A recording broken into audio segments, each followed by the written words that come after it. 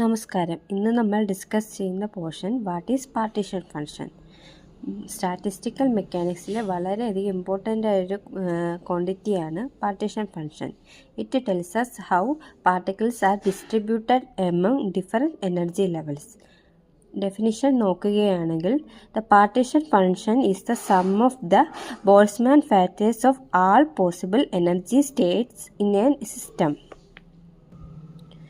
Mathematical definition നോക്കുകയാണെങ്കിൽ for a system having discrete energy levels epsilon I Z is equal to sigma E raise to minus epsilon I by K B T. അതിൽ നമുക്ക് beta is equal to 1/kBT ആണെന്ന് നമുക്കറിയാം. അത് ഈ ഇക്വേഷനിലോട്ട് substitute ചെയ്യുകയാണെങ്കിൽ നമുക്ക് Z is equal to sigma I E raise to minus beta epsilon I എന്ന് എഴുതാം. അങ്ങനെ നമുക്ക് രണ്ട് ഇക്വേഷൻ ഉണ്ട്.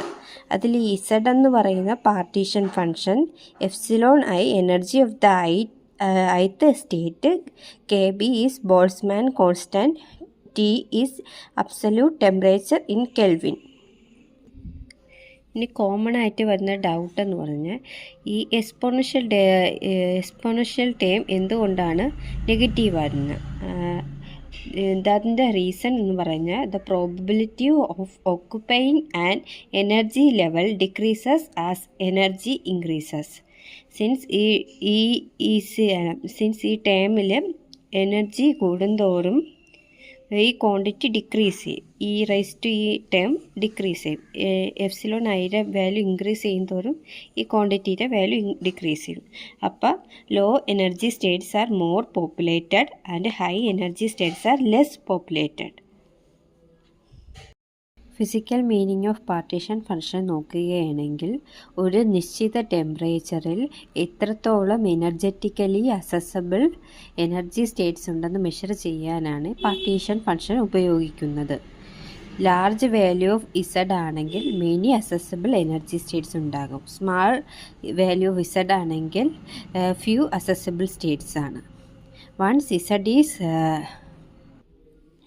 Once Z is known, all thermodynamic properties can be calculated.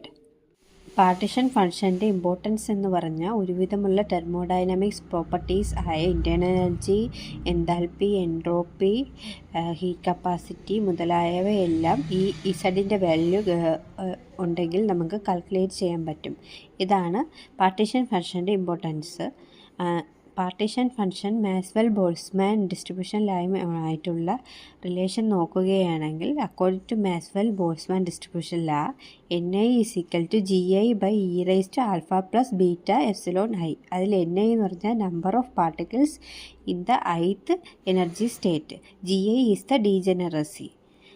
അതിൽ നമുക്ക് NI is equal to A into GI E raise to alpha E raise to minus beta epsilon I എന്ന് എഴുതാം.